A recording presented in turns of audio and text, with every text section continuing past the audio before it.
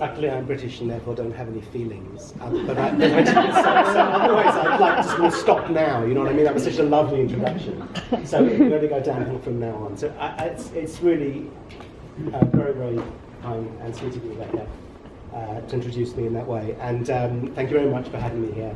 I seem to have been involved in YCC, even though I've been also a bit Eeyore-ish about the whole thing.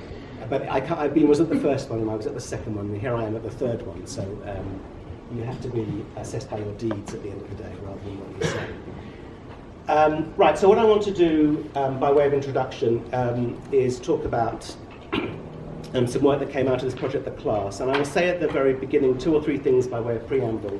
First of all, picking up on Kevin's rubric about what a seminar and not a conference. This is not a keynote. So actually, personally, I rather dislike the idea of keynotes in some respects. So what I want to do very much today is share with you some data, which is the second point I want to make, about which are visual images. And the reason I want to do this is because in thinking about what counts as learning in the home, you'd have to find it, as it were. So basically, and as part of trying to stimulate a discussion, which I take to be the point of these open quote keynotes, close quote, the idea is to look at particular kinds of data as well. So I'm going to share lots of images with you and sort of talk about them. As I said, my aim is to talk about when people talk about learning in the home, so where is it? What is it? How would you know it existed? What form does it take? And how is it imagined? And particularly the last 2 questions, how is it organised? How is learning organised in domestic spaces, and in what kinds of practices? And then finally, how is it narrativized? How do people in homes tell story? How do you tell a story about your home as a site for learning? What kind of rationales, what kind of legitimation, what kind of arguments do you use? And as Rebecca said, this is a bit of a half and half. No, Rebecca didn't say it was a half and half talk, but as Rebecca said, I'm going to draw on the project, the class. And I feel a bit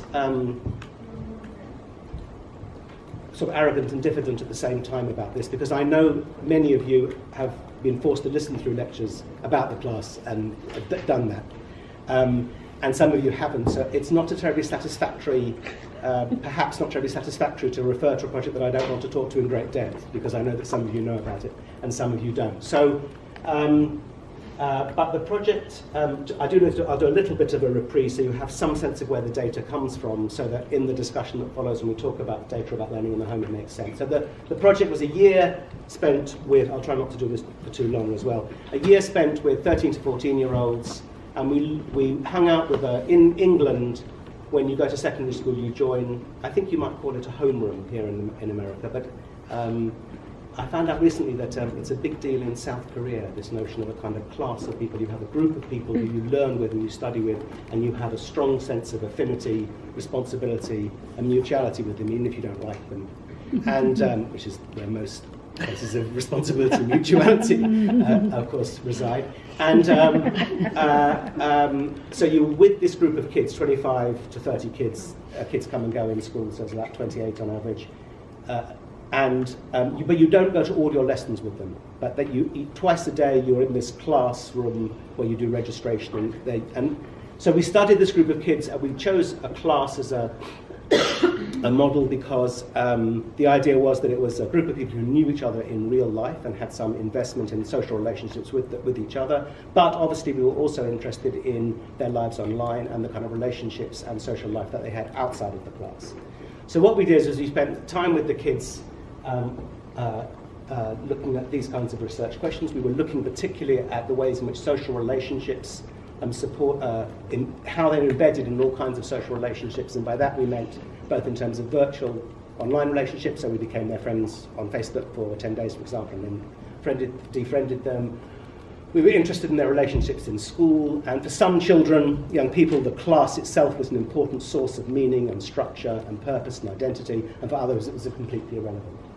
The second kind of question we were interested in was looking at what learning meant and how different discourses of learning were circulating between the home, the school, and the third domain we looked at was young people with their peers at play whether that was like learning music or playing sports or computer games, all sorts of out-of-school activities in the peer domains. And we looked at how learning was being characterised by the school and how families and homes themselves characterised education and the purposes of education in the home, and also how and in what ways forms of learning penetrated young people's peer interactions in that kind of way.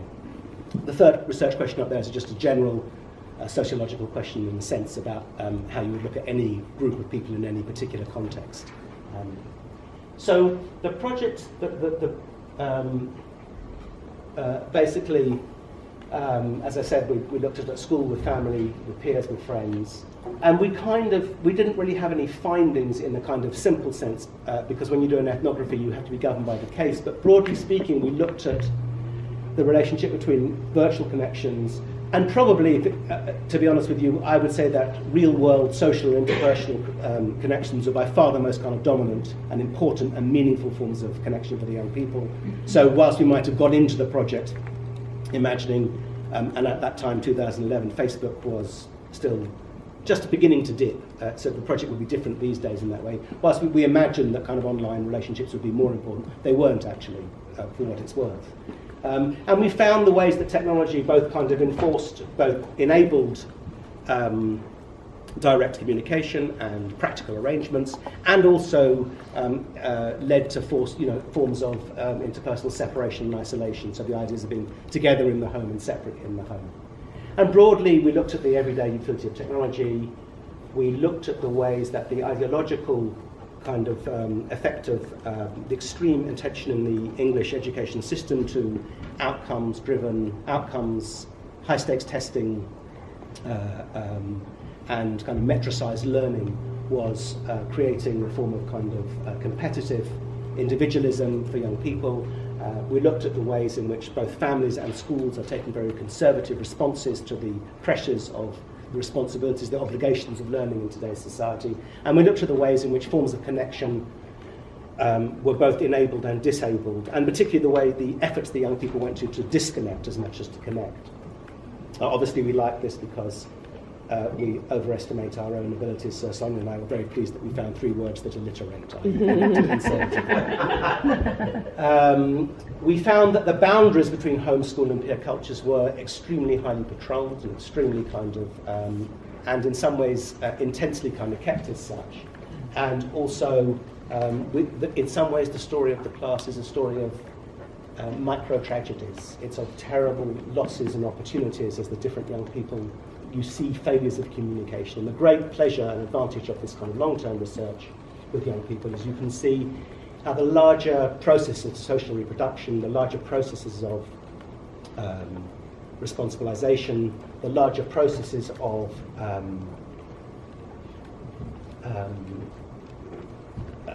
networked individualism are how they are actually performed by people on a day-to-day basis. So it was the micro-political, the micro-tragic, and I use that word deliberately because of the kind of sadness in some ways about the lack of opportunities and the sense of kind of loss of possibility that in some ways, for me, particularly informs often what goes on in public education at the moment. So,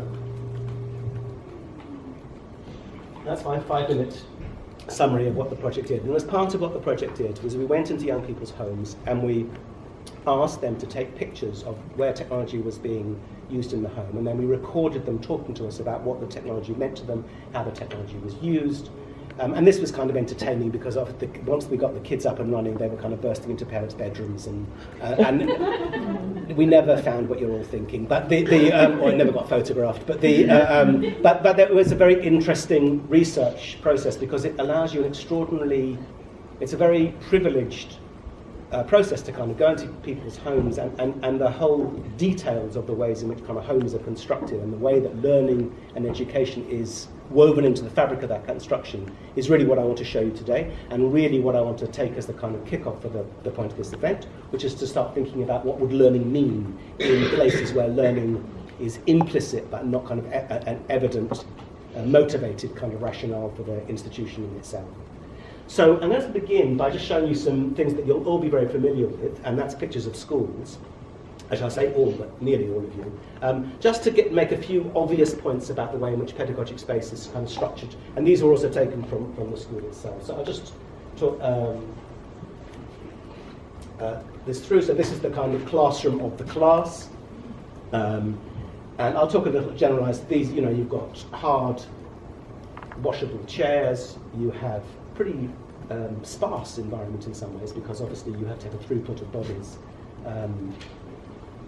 You've got, next picture, this is one of my favourite images. This is the kind of, if you can work out the answer to when they are open. There's a lot of instructional text like this in schools. Just in case you have highly kind of ideologically driven, I don't know, do you have Black History Month here in the US? Yeah. It used to be, anyway, I won't go into the way it's the conservatives and are trying to rename it as but it doesn't really matter. You see, I like even at the bottom, you can see keyword, just in case you didn't understand the image, okay, you get a whole kind of a formal semiotics to explain what you're actually looking at, okay, so yeah, and you can see from the what's the word, the rubric, is it a rubric, that on the left-hand side, okay, you're not meant to enjoy Black History Month, you're not even meant to identify or whatever, you're meant to have a lesson and a learning objective, and this kind of extraordinary, to the outsider, an extraordinary deconstruction of normal apprehension of phenomena into this curious kind of discursive language. Another example here of this. So in trying to generalise, my kind of generalisation, so first of all, these are a bit post hoc, so forgive me, but because of what I want to do, which is show you pictures from the home. These are very shared, and that's kind of interesting because of what you'll see later with the privacy arguments. So they're hard, washable, and durable, in the sense that they're not very pleasant, as opposed to the chairs that, as grown-ups, we now get to slouch in. They are very visual. It's kind of curious, actually, how visual they are, but not in a very, but they're classified, framed in order, and that's obviously echoing Bernstein's language in a particular kind of way, and they're very didactic, and this isn't surprising. Transmission is textual and instructional, again, nothing surprising. One of the funny things, actually, when you look at the pictures, is that there aren't any books, actually, and there aren't any screens. And this is kind of curious in a way, so it's a kind of, it's like a rumpus room or something. It's actually a sort of raw space for like people to sort of be in, rather than, it's strangely unfilled with learning in a funny sort of way, if you think about it.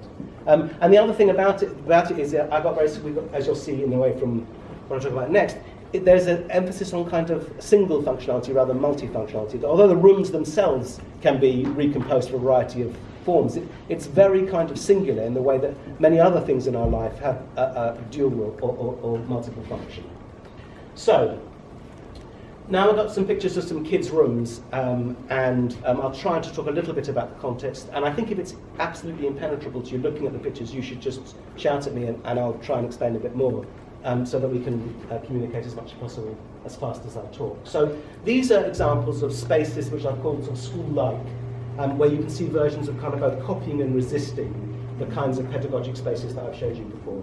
So this case, and I know I do feel a little bit guilty, but only just a little bit about those of you that have heard some of this talk before, comes from a young man's room called Yusuf, and I'm not going to go into great details here, and his father basically set up a school at home. So this is a very difficult story where they spent £3,000 buying a series of drill and skill CDs, and they 4 kids who migrated from East Africa, strict Islamic household, and the kids had to do the drill and skill CD things as part of their at-home activities, which was a form of supplement or remediation to what they did at school. And in the book, there's a lot more about the painful lack of connection of this whole experience and the way that the school saw Yusuf, and I can talk more about it if you like. But they had a room in the house that was set up like this, and this could be a shot from the previous examples of the school rooms. So every child, there are 4 kids, Yusuf was the oldest, had to climb the ladder of success. Do you know, I've got the wrong picture here, and you've actually got the real names. And normally the picture is that's a terrible thing, and you should now sack me or something, and report me. And I shouldn't even have pointed it out, of course, but there you go. But you've got a ladder of success in English and a ladder of success in maths, and every day they had to do these drill and skill things and climb the ladders in that way. So this is an attempt, and the reason I show you this is because Yusuf's father, the family, basically thought that the best way to succeed at education was to do more of school at home. Mm-hmm. So we call it's like a form of hyper-schooling. It's like an extreme. And because, as you saw from the Black History Month, the discourse in English schools, and I'm sure it's even worse in American schools, is of this extraordinary breakdown into kind of objectives and levels and all the rest of it. You can see how the discourse of the ladder with the gradated, stepped changes absolutely categorically replaces the idea that the more you get to the top, the better you will be, the more learned you will have in that kind of way.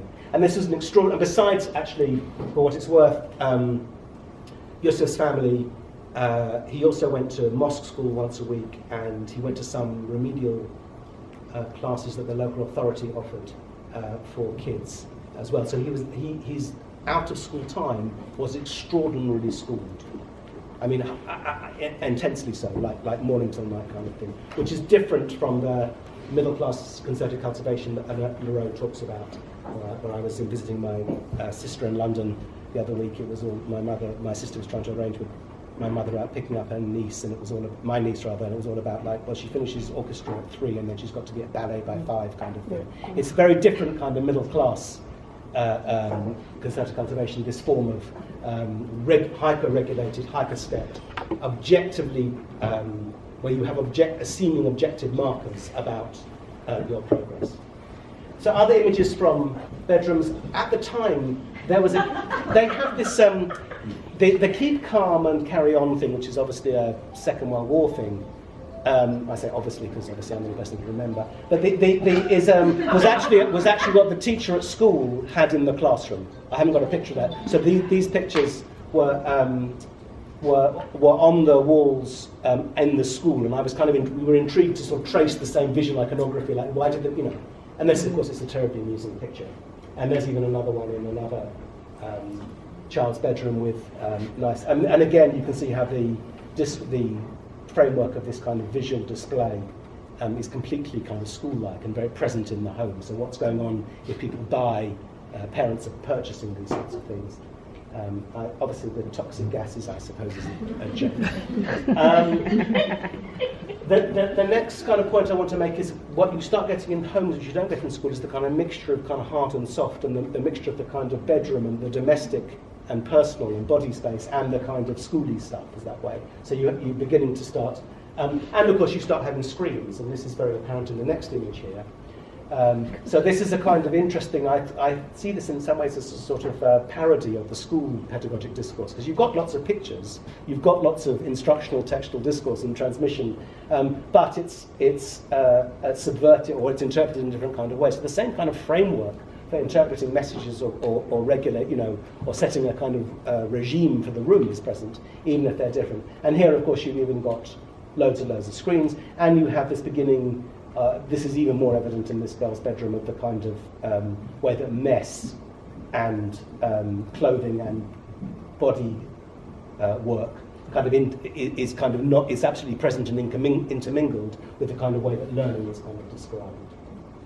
In this case, again, you have a display of achievement, and these are the girls' medals that she won from athletics at the top here. And this was an unusual room in as much, I don't know whether, in as much as the written on the wall. So this is a curious kind of transgression, because in some ways there's no reason why you can't write on the walls at home.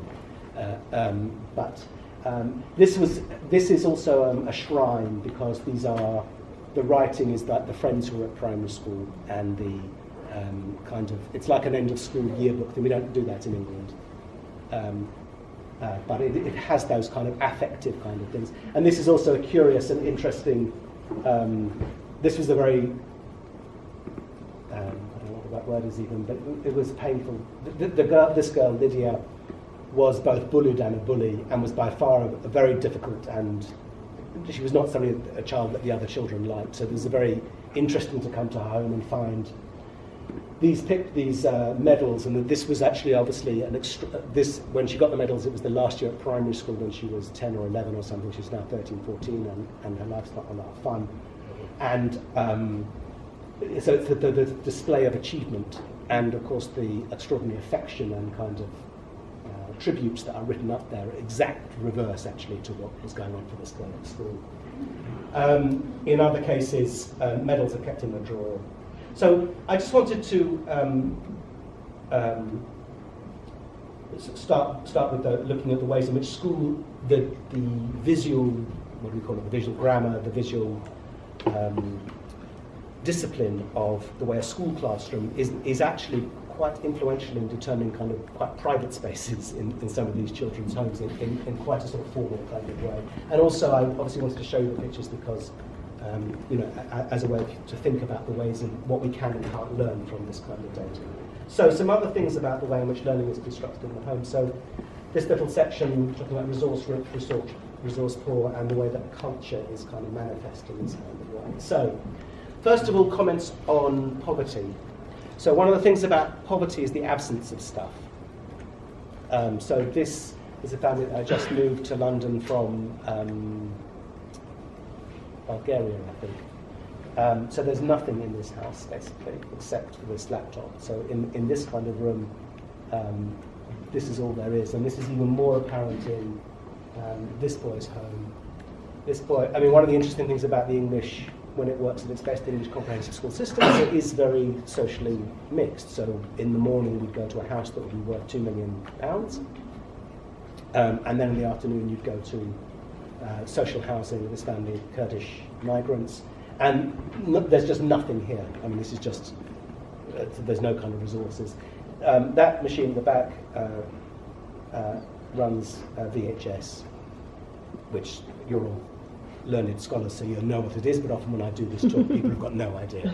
So, and obviously, as I'm sure you all know, migrant communities often circulate media as part of the form of cultural maintenance, though it should be said that in other homes of Turkish-speaking families, they had satellite TV, or I guess DVDs rather than kind of VHS, so I'm not even sure how they even got the VHSs to play on the VHS film.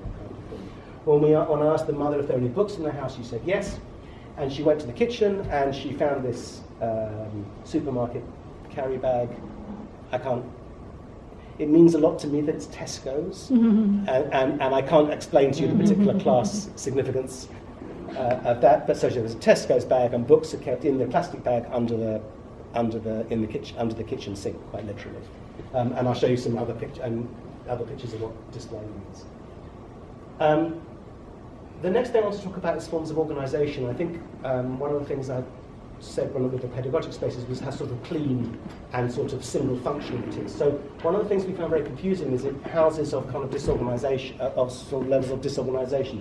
So there are a lot of resources, and there's a lot of stuff, and there are a lot of possible forms of cultural engagement, and possibly kind of ways of kind of learning and being involved in all sorts of things. But how the hell would you know? So this is actually two kids' bedrooms. A bedroom for two kids, a boy and girl, which is again one of the all the sort of peculiar things you experience when you go into people's homes. This actually was a home where a syringe was hastily put away when we went to visit, not in the kids' bedroom, I should hesitate to add. But so the difficulty here is like, what does this say about kind of order and disorganisation, and what does that mean in terms of kind of habits? And you'll see why I showed you this more when I show you some of the more middle-class homes by kind of contrast. So that's a blank slide and not very interesting. In the bed, this is what one of the interesting things about this home. This is the same home. Is the dad was an avid vinyl collector, so there's quite a high degree of cultural capital involved in invested in this home, which has all sorts of potential, but who knows kind of how it's accessed within the kind of way that the home is itself kind of organised or disorganised, or the organisation of it. So a few comments on forms of high culture, or different culture. So this is from a Turkish family. Actually, I can't resist. Again, I shouldn't really do this, but the boy is the little prince in the picture. Can you see that? Yeah. Okay. I mean, all our sons are little princes, but I haven't got a picture of mine dressed up as one. So this is an interesting family that circulated in some ways between Turkey and England quite regularly, so it was pretty unclear in some senses where the child's identity or future lay. And this child was extremely enthusiastic in school, so he would always put his hand up to answer questions even he had absolutely no idea what the answer was. And one of my favourite moments is he was very lively and completely disorganised, undisciplined is the word, sorry.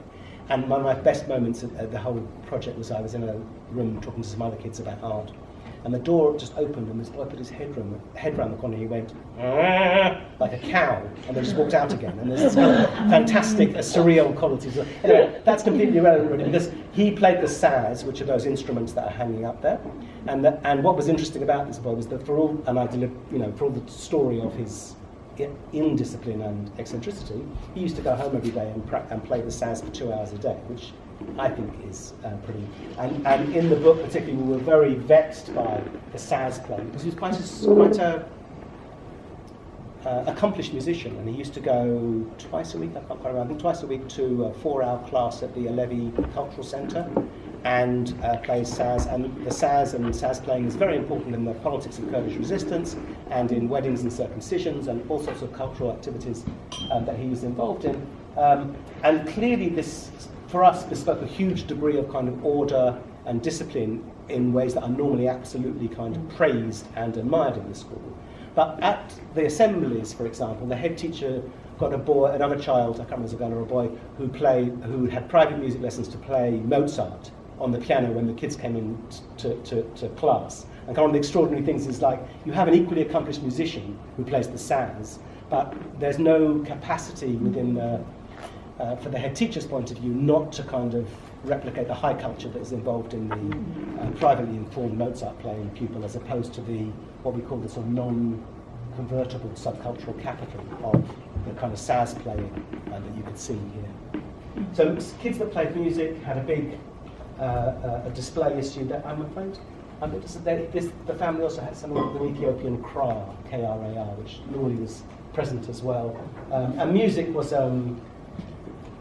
where it was played was an important kind of cultural practice. And this boy used to he was interesting because he used YouTube videos of Red Hot Chili Peppers to teach himself guitar playing. And he would, again, not an incredibly disciplined child from a teacher's point of view in the class, but in this kind of context was incredibly kind of interested in sitting down and practicing his fingering over and over again in order to kind of teach himself to play, which is very interesting. So in terms of more evident displays of culture, this is what bookshelves are meant to look like in middle class homes, although as I said they're not present in the school, interestingly enough, but that you don't actually unfortunately go to a school or sort of like an Oxford study or something, do you know what I mean? It's actually more like a sort of prison riot room in a way. And there are lots more books on display and have clearly been purchased for and are clearly part of the way in which parents feel they need to provide for their children's education and to create a kind of version of what learning is in the home. And then you have the art and books, and actually, to be fair, screen, and actually watching television for this family as a kind of family experience was a very important part of cultural maintenance. And given the ages of the kids we studied, which was deliberate, absolutely a way of keeping family together as a kind of whole family kind of experience. But here you can see you've got kind of fashionable ethnic art. I say fashionable, I don't know if it is fashionable, do I? But I mean, it's like, you know what I'm trying to say here. This is a form of a displays of high cultural capital, although actually in a home of not great economic capital. Their parents were artists rather than necessarily just extremely rich. And then we start moving into the child who has everything kind of scenarios, and this is what the ideal middle-class home provides, which is a desk, screens, an office situation. I speak as somebody that actually doesn't really go to the office. I don't know where you all work. I don't know how you work. Some of you obviously have offices, but probably offices are places to meet people. I mean, it's kind of curious that the provision of learning in the home is actually structured around the creation of an office, which is pretty unlikely that many young people will actually be able to grow up and work in offices because they'll all be abolished I mean, it's kind of a curious way in which learning is enacted in the home, is to create an office-like space in this kind of way. I think we'd all have criticisms of the ergonomics of that chair, but it wasn't my place to point it out. And money has been spent on furniture. Christina Kumpalainen, who was invited and couldn't be with us today, is in fact at IKEA, I think this week or next week, because IKEA are very interested in young people's learning in the home. What are they interested in, do we think? Well, they're obviously interested in the sales of goods like this. Do you mean IKEA?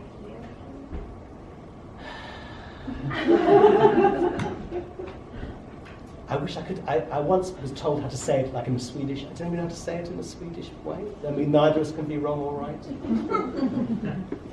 Okay, in this home was interesting. Again, quite an affluent middle-class home. What's interesting about this space is, of course, the absence of a screen. And this house was interesting because they had their own particular moral economy of learning in the home, and that meant that children shouldn't have screens in the bedroom. 3 boys, 2 computers. Why?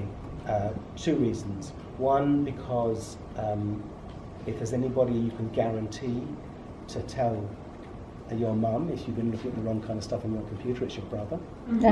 And secondly, because, so a sort of enforced form of regulation in the home.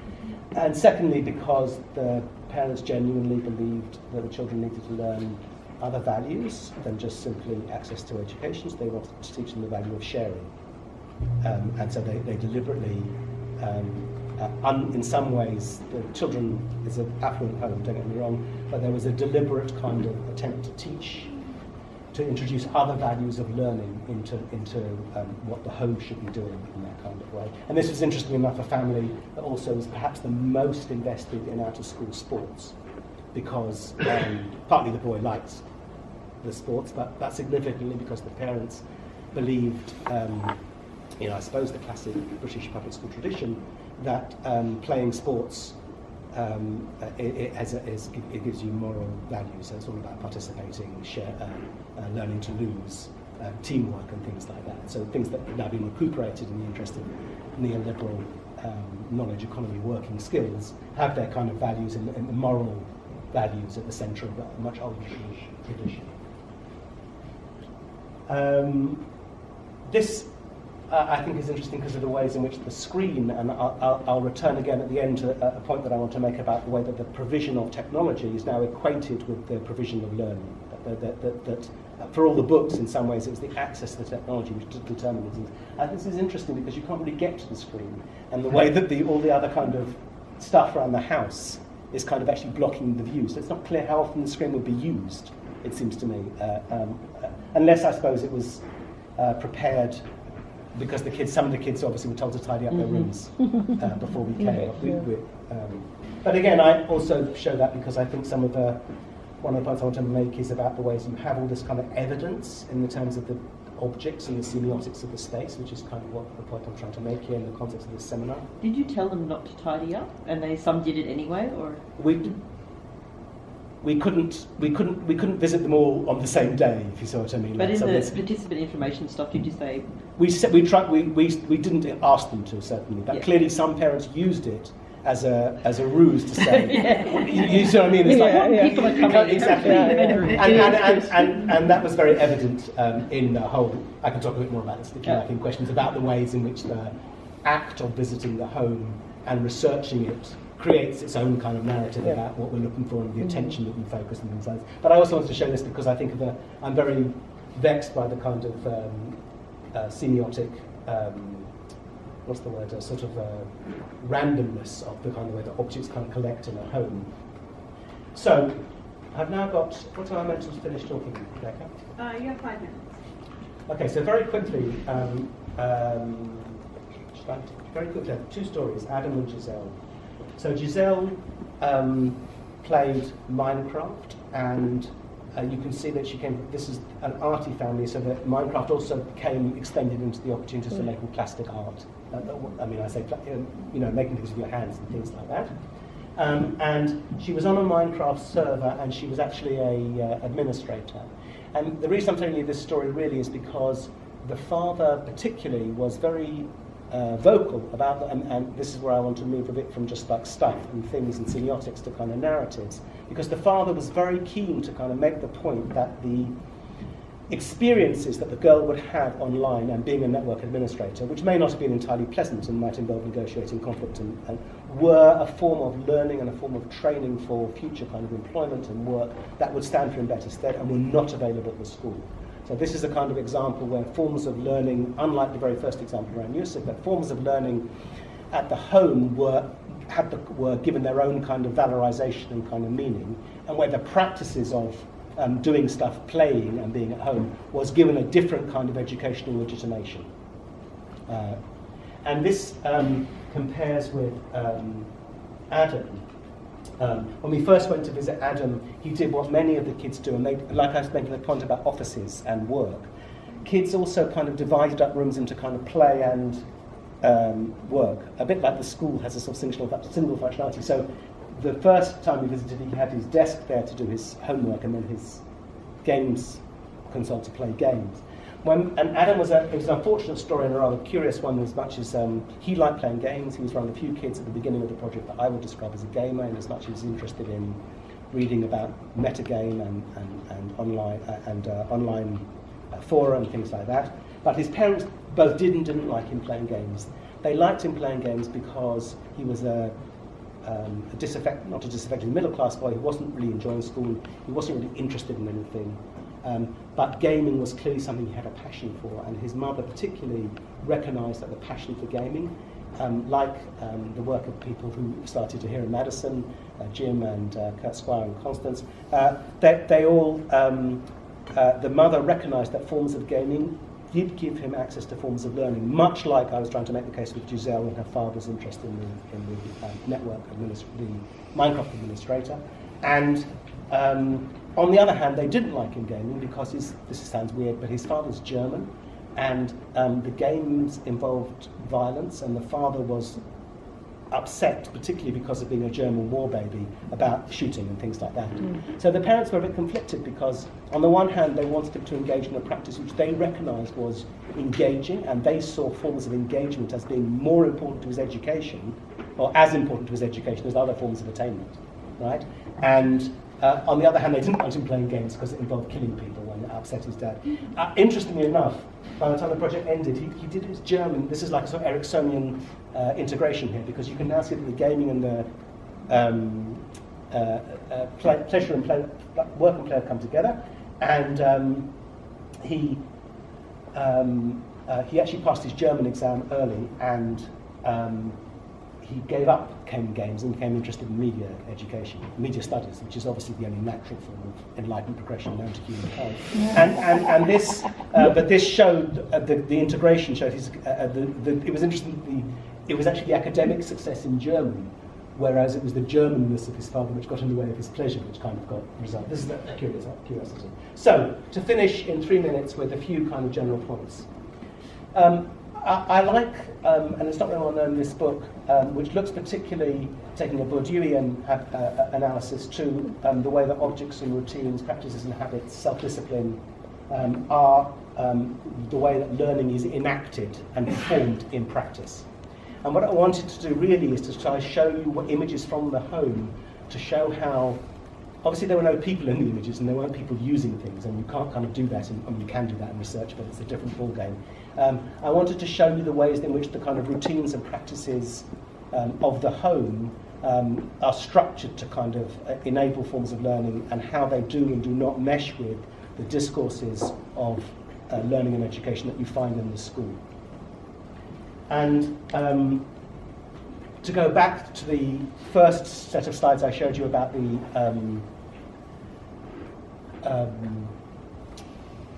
pedagogic space, here what you've got is a sort of, you have a series of kind of binaries here. You've got, at home, there's both hyper-organised homes and disorganised homes. Sometimes, I would say, when you're looking at some of those spaces, you might say that the learning, the organisation, the disorganisation is kind of in a dialogic relationship. And kind of, my question really is like, is there a norm? Is there a sort of way in which we could define what without a school, how would you know how to set up a home? And without a home, how would you know how to set up a school, kind of thing? I don't know the answer to that. You can see that culture is manifest, and forms of what culture is manifest in these homes in different ways, just as culture is manifest. I mean, in some ways you'd say the school, there aren't lots of quotes from Shakespeare or high culture, or it's you know what I mean? It's strangely functional, the school pictures I showed you, rather than kind of actually enculturated in the way that school performs a kind of cultural function, which is kind of bizarre. You have this kind of confusion of bed, body and mind, and I forgive the phrase soft, warm and dirty, but it goes against hard, durable and clean, is all I'm going to say in my defence. So the point is, though, that spaces in the home mean different things to the bodies of the learners. Okay, and I've seen, I can't remember now who, pictures of kids playing on iPads in the homes that are wriggling around on a huge settee, kind of falling over each other, but playing on the iPads in that kind of way. And that's the sort of different ways that learning is kind of structured and organised than in the school. In the home, you also have a kind of, whereas the school, everything is kind of shared, there's both a high degree of individualisation, but not exclusively, because of the boy with the three children and the 2 computers. Homes are much more multifunctional. I mean, again, one of the features of doing this comparison showed to me is how part of the classificatory process of constructing the pedagogic space in school means you exclude so many things. And it's not just a question of scarce resources in the home that means things are multifunctional. I.e., it's not just that you only got one room rather than a number of rooms, because actually the rooms in a school are remarkably like each other. And then the other final point I want to kind of leave you with is the way that, in essence, in these homes and in this project, and it's an obvious point in some ways, the possession and provision and purchase of technology is absolutely seen as synonymous with kind of learning, which is why the family that had the courage not to have the courage, I'm giving a moral interpretation, the middle-class family that didn't have the computers in the home were showing that they had access to a different kind of cultural narrative of learning. And so, I'm only 2 minutes over, so I think that's fair enough at the moment. Final kind of comments. So in terms of the offer to you as a starter for this event, and a kind of beginning to kind of discuss what learning would look like, where you see it, where you know it, I would say that the images I've shown, you can see both oppositional and resistant. What you don't see here are other non-domestic, non-school spaces, so the street, or for obvious reasons. You do see some emergence of what Dorothy Holland called cultural narratives of learning, or vernacular narratives of learning, where you can see access to other ways of describing and making sense of learning, which has to be, and I would argue, has to take the form of a narrative, of a discourse, rather than kind of some sort of cognitive plug-in and play kind of argument. You do see the emergence and the legitimation of those other forms of narratives of learning in some homes. And you see bodies being disciplined and bodies resisting being disciplined at the same time, and I think this goes back to the Discipline and Learn book that I flashed up there for you, about the ways in which the part of the function of schooling is the kind of control of the body in a particular kind of way. So in the home, you're not really, it seems unfair to control the body in the same kind of way, but you can see that many bedrooms, many kind of private spaces are absolutely set up with that kind of pedagogic dimension. And I'm sorry to go over for a few minutes, but I'll stop talking at you now. So thank you very much.